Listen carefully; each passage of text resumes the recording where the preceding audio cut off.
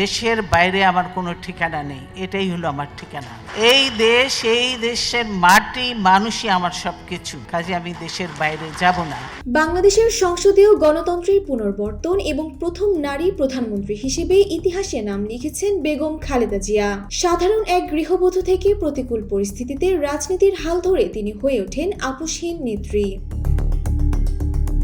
1960 সালে তৎকালীন ক্যাপ্টেন জিয়াউর রহমানের সাথে বিবাহ বন্ধনে আবদ্ধ হওয়ার পর সাধারণ গৃহবধূ হিসেবেই জীবন শুরু করেছিলেন তিনি।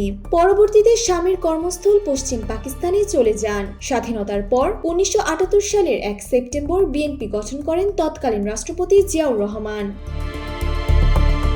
1981 সালে রাষ্ট্রপতি জিয়াউর রহমানের হত্যাকাণ্ডের পর বিএনপির দল যখন ভাঙনের মুখে, ঠিক তখনই 1983 সালের 3 জানুয়ারি রাজনীতিতে পদার্পণ করেন খালেদা জিয়া। দৃঢ় বন্ধনের আস্থায় শক্তিশালী স্টিলের আরেকটি নাম জেডএসআরএম।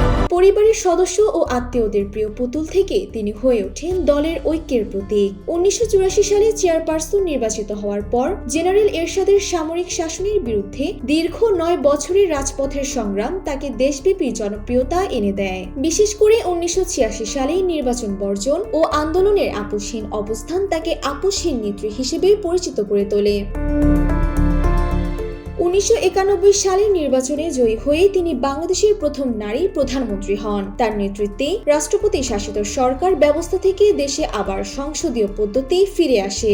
1996 সালে আন্দোলনের মুখে তত্ত্বাবধায়ক সরকার ব্যবস্থা সংবিধানে অন্তর্ভুক্ত করা এবং 2001 সালে তৃতীয়বারের মতো প্রধানমন্ত্রী হিসেবে শপথ নেওয়া তার দীর্ঘ রাজনৈতিক জীবনের উল্লেখযোগ্য মাইলফলক।